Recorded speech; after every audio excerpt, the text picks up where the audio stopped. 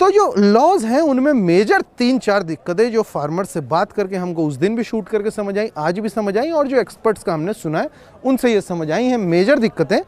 पहली दिक्कत, भाई आप किसी भी इंडस्ट्री में काम करते हैं, आप कहीं भी एम्प्लॉय हैं या कहीं बिजनेस करते हैं, एम्प्लॉय का लेके चलते हैं, तो आपको एक मिनिमम वेज इंश्योर होती है, मिनिमम वेजेस एक्ट होती है, आपकी कोई सैलरी होती है जिसकी हर साल अप्रेजल होता है, राइट, एक न्यूनतम दर है वो।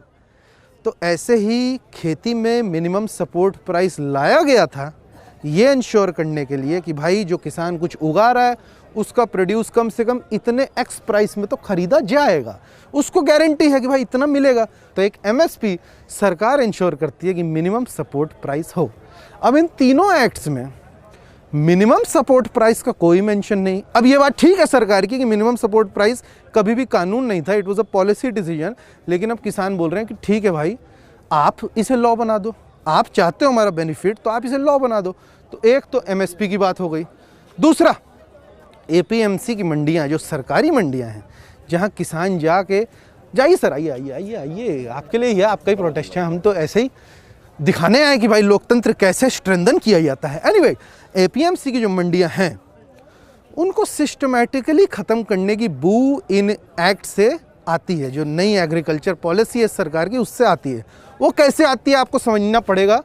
देखिए, एपीएमसी में जो डीलें होती हैं, जो ट्रांजैक्शन होती है, जो खरीद और बेचा जाता है, उसमें टैक्स लगता है। इन एक्ट्स में ऐसा प्राविधान है कि एपीएमसी के बाहर जो ट्रांजैक्शन होगी, जो ये फ्रीडम देता है, सो कॉल्ड फ्रीडम या एक्ट्स देते हैं कि फार्मर किसी को भी बेच सकते हैं, तो उन ट्रांजैक्शंस में टैक्स नहीं लगेगा, वो टैक्स फ्री होगा। तो इससे सिस्टमेटिकली जो देखा जा सकता है, जिसके एग्जांपल्स और इंडस्ट्री में भी हैं, जैसे टेलीकॉम में, हेल्थ केयर में, एजुकेशन में और वर्ल्ड ओवर जो एग्रीकल्चर है उसमें, कि एक बार आप प्राइवेट प्लेयर को घुसाते हैं, वो शुरू में इंसेंटिव देता है, फिर बाद में पूरी मार्केट उसकी हो जाती है और फिर वो पूरी मार्केट कंट्रोल करता है, जिसको हम बोलते हैं मोनोपोली, राइट। ऊबर के साथ देखा ही होगा, अमेजोन के साथ देख ही रहे हैं, ऐसा ही होता है। जियो तो देखा है ना भाई, उसकी ऐड पे आते थे हमारे प्रधान सेवक। एनीवे, पहले प्राइस घटा के सारी कंपनियों को छोटा कर दिया, अब वो प्राइस कंट्रोल करेगा। ऐसा ही एग्रीकल्चर में एक मोनसांटिफिकेशन या एक कॉर्पोरेटाइजेशन जो एग्रीकल्चर की है उसकी बू आ रही है।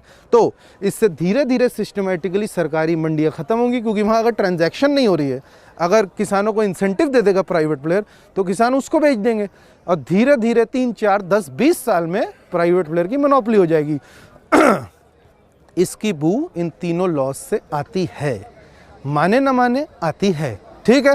तो एक एमएसपी का कोई जिक्र नहीं, दूसरा एपीएमसी को सिस्टमेटिकली तोड़ने की बात, तीसरी कॉन्ट्रैक्ट फार्मिंग है। तो इसको एग्जाम्पल के साथ समझाते हैं। भाई लेस के चिप्स आप खाते होंगे, अंकल चिप्स के लेस खाते होंगे, आलू के चिप्स होते हैं, वो आलू फैक्ट्री में नहीं बनते भाई, वो इंडिया का फार्मर, इंडिया का किसान पकाता है। कभी लेस का पैकेट पलट के देखिएगा, लिखा होता है कहाँ कहाँ उनकी यूनिट है और कहाँ कहाँ के फार्मर से उन्होंने आलू उठाया है। तो वो कॉन्ट्रैक्ट होता है। जो कंपनी है फ्रीटो ले या पेप्सी को, लेस के चिप्स पे देखो ऊपर लिखा होगा।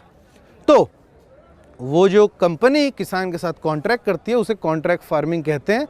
उसके मिसयूज़ के एग्जाम्पल भी अभी आप गूगल कर लीजिए तो आपको आर्टिकल मिल जाएगा कि इंडिया में होता है।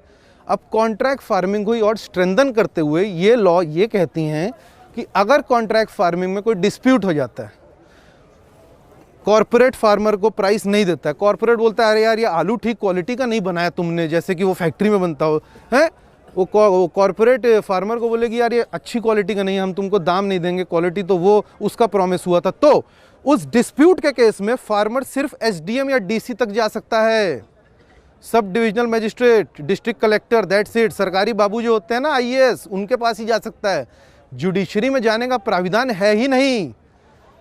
अब इसका फियर तो मैं कैसे आपको, भाई जो छोटे शहर में रहता है, जो कस्बे में रहता है, उसको पता है कि ये कितना बड़ा फियर में कन्वर्ट हो सकता है, ठीक है। एसडीएम तक पहुंचना और डीसी तक पहुंचना आम नागरिक के लिए कितना मुश्किल हो सकता है, वो जो छोटे शहर वाले हैं वो समझते हैं, दिल्ली वाले शायद उतना नहीं समझेंगे, ठीक।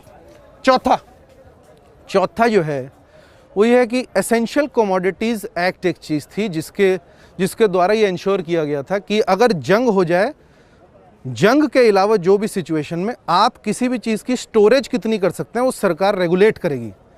मतलब आप होर्डिंग नहीं कर सकते, आप होर्ड करके रख नहीं सकते हो किसी भी फूड की कमोडिटी को स्पेशली। अब इसमें क्या हो गया, इन लॉस के द्वारा फूड की स्टोरेज की लिमिट हटा दी गई है। That's right. तो मतलब कोई भी जो प्राइवेट प्लेयर आएगा, एपीएमसी तो टूट रही है, याद है ना, तो कोई प्राइवेट प्लेयर आएगा, उसकी स्टोरेज की कोई लिमिट ही नहीं है। प्राइवेट प्लेयर के पास बहुत कैपिटल है, वो स्टोरेज कर सकता है। वॉलमार्ट गूगल कर लो क्या करता है। एनीवे, वो स्टोरेज की उसकी कोई लिमिट नहीं है। अब वो कुछ भी, चावल, आलू, आम, सेब, कुछ भी यार, जो भी खाते हो, ठीक है, फ्रूट नहीं भी खाते तो सब्जी तो खाते हो गए। एनीवे, जो आप खाते हैं उसकी स्टोरेज की लिमिट अब नहीं है, तो फार्मर से खरीदेगा जो भी है। यहाँ अडानी अंबानी का नाम लिया जा रहा है, किसी और का नाम ले लीजिए, मित्तल, टाटा, जो भी है, वो खरीदेगा, वो अपने पास रखेगा। अब भाई बेसिक इकोनॉमिक्स है, जो सप्लाई कंट्रोल करता है वो प्राइस कंट्रोल करता है। तो मार्केट में इन एसेंशियल कमोडिटीज जो खाना खाते हैं हम लोग, इनका प्राइस क्या होगा, अब ये प्राइवेट प्लेयर्स डिसाइड करेंगे। बेसिक इकोनॉमिक्स है, कोई रॉकेट साइंस नहीं है। ये मेजर फियर्स हैं इन लॉस से। किसानों का कहना है तीनों वापस लो, आप कह रहे हो हमारे बेनिफिट के लिए, भाई हमको आपका बेनिफिट नहीं चाहिए, ओके टाटा, थैंक यू। ये मेन मुद्दा है। आज 13वां दिन है, सिंघू बॉर्डर पे हम लोग आए, चौथे दिन भी आए थे, वीडियो आप लोगों ने बहुत पसंद की, उसके लिए बहुत बहुत शुक्रिया। 13वें दिन भी आ गए, थोड़ा और डिटेल में किसानों की ज़ुबानी और हमारी ज़ुबानी ये बताने कि इन कानूनों से दिक्कत क्या है। या भाई अगर वीडियो पसंद आई हो, नहीं वीडियो पसंद आई से पहले, एक तो सर डिस्टर्ब हो रहे हैं, उनको सोने देते हैं सॉरी सर। एनीवे, बात ये भी जानने की है कि भाई इन तीनों कानूनों के अलावा इंडियन एग्रीकल्चर कोई बहुत हैप्पी स्टेट में नहीं है। फार्म सुसाइड्स की बात हम सुनते हैं, पीपली लाइफ फिल्म का नाम भी सुना होगा, और भी चीज़ें बनती रहती हैं, आर्टिकल लिखे जाते हैं, सुसाइड की न्यूज़ भी छोटे से डब्बे में न्यूज़पेपर में कहीं आ जाती है। अगर सच में जानना चाहते हो, अगर सच में चाहते हो इंडियन एग्रीकल्चर के बारे में बात हो, सिर्फ तब नहीं हो सकती ना इंडियन एग्रीकल्चर और इंडियन फार्मर की बात जब इतना बड़ा प्रोटेस्ट हो जाए। हमें एज कंटेंट क्रिएटर्स, या आपको एज ऑडियंस, या हमें एज सिविल सोसाइटी, या आपको एज सरकार अपनी प्रायोरिटीज़ थोड़ी बदलनी पड़ेंगी ना। शायद अगर एग्रीकल्चर को हमको मेन स्ट्रीम में लाना है, उसकी बात करनी है, उसमें शायद कुछ चेंज लाने हैं, तो अगर आप चाहते हो कि आप कुछ और जानो, तो प्लीज़ पी साईनाथ एक नाम है, उनका काम देखिए, देवेंद्र शर्मा का काम देखिए। ऐसे और एक्सपर्ट्स हैं जिनका आप काम देख के शायद और जान पाएँ। अपने दोस्तों को दिखाओ, अपने मम्मी पापा को दिखाओ यार, दादा दादी को दिखाओ, अपने नेफ्यू को दिखाओ, अपने नीस को दिखाओ, वो भी कंटेंट है। सब कुछ तो कंज्यूम करते ही हो कंटेंट के मामले में, है देखा ही होगा fabulous lives of Bollywood wives, तो ये भी देख लो। किसानों पे बात है, ये भी देख लो, एग्जॉटिक इंडिया समझ के देख लो, पुअर इंडिया ये समझ के देख लो। लेकिन देखो, क्या पता इससे आपका ही दिमाग हिट हो कि भाई हाँ ये भी एक इम्पॉर्टेंट मुद्दा है, इसके बारे में भी बात की जा सकती है ड्राइंग रूम में। हमारा इतना एंडेवर है, इससे ज़्यादा पता नहीं हम एज कंटेंट क्रिएटर्स क्या कर सकते हैं। अगर आपको ये वीडियो पसंद आई तो प्लीज़ लाइक करिए, शेयर तो बिल्कुल करिए, और सब्सक्राइब जैसे आप कर रहे हैं वैसे ही धड़ल्ले से करते रहिए। बढ़िया है आपका। Thank you sir, thank you. एकदम ठीक बोल रहा हूँ ना, और कोई पॉइंट तो नहीं बोलना जो मैं मिस कर गया? सही बोल रहा हूँ? बिल्कुल अच्छा है। Thank you sir.